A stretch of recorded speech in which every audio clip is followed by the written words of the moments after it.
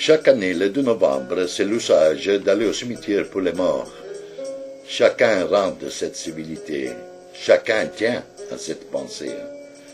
Chaque année, précisément en ce jour de tristes et mornes souvenirs, moi aussi je vais.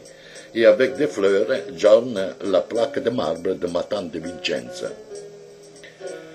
Cette année, il m'est arrivé une aventure. Après avoir rendu ce triste hommage, Sainte Vierge, quand je pense, quelle peur. Mais soyez forts et courageux. L'histoire est celle-ci, écoutez-moi.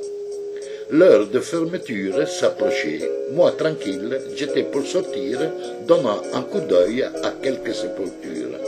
Ici reposent en paix les nobles marquises, Monsieur de Rovigo et de Belluno, héros de 1000 entreprises, morte l'11 mai 1931. Un blason qui surmontait une couronne, sous une coiffe faite de lampions, 3 bouquets de roses, sur une liste de deuil, des bougies, des cierges et 6 lumignons. Tout comme dans la tombe de ces messieurs se trouvait une toute petite tombe, abandonnée, sans même un fleur, pour seul ornement une petite croix. Et sur cette croix, à peine lisait-on « Esposito Gennaro balayeur ». En le regardant, quelle peine me faisait ces morts, sans même un lumignon. Telle est la vie, pensais-je au fond de moi, qui a eu beaucoup et qui n'avait rien. Ces pauvres manants, s'attendait-il à d'être mesurés l'automne venu?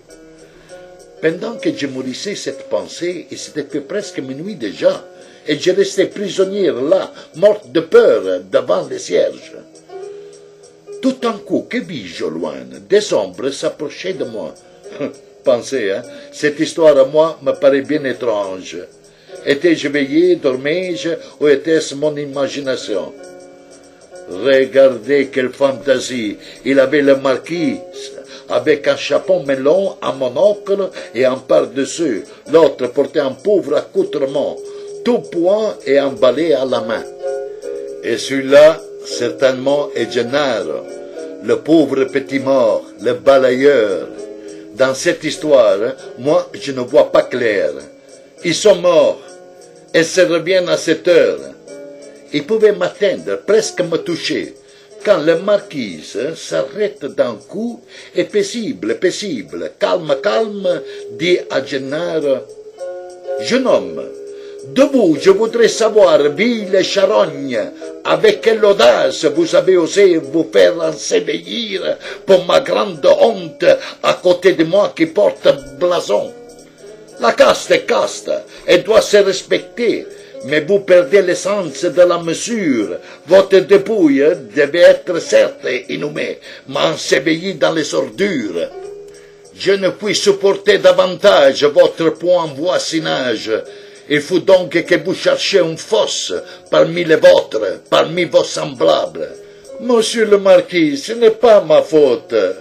Je ne vous aurais pas fait ce tort. C'est ma femme qui a commis cette bêtise. Et que pouvais-je faire, puisque j'étais mort? Si j'étais vivant, je vous ferais plaisir.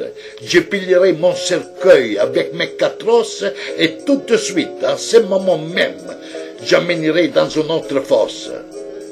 Et qu'attends-tu, ô ignoble créature, que ma colère dépasse ses limites? Si je n'avais pas été titré, j'aurais déjà cédé à la violence. Fais-moi voir, cédez donc à cette violence.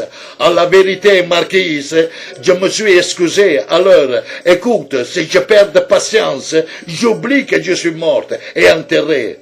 Mais qui crois-tu d'être, en Dieu? Veux-tu le comprendre que nous sommes égaux? Morte tu es et morte je suis aussi, chacun comme il est. Porque infâme, comment te permettes-tu de te comparer à moi, qui suis-je de famille illustre, très noble et parfaite, au point de faire envie aux princes royaux?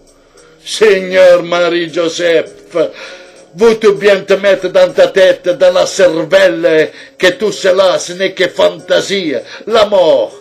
Sais-tu qu'est-ce que c'est? C'est un nivelle. Aucun roi, aucun magistrat, aucun grand homme n'a marqué de points ce jour-là. Mais il a tout perdu, la vie et aussi le nom. Tu n'étais point encore aperçu? Alors écoute-moi bien. Ne fais pas le rétif. Supporte-moi près de toi. Que t'importe? Ces pitreries, seuls les font les vivants. Nous sommes sérieux. Nous appartenons à la mort.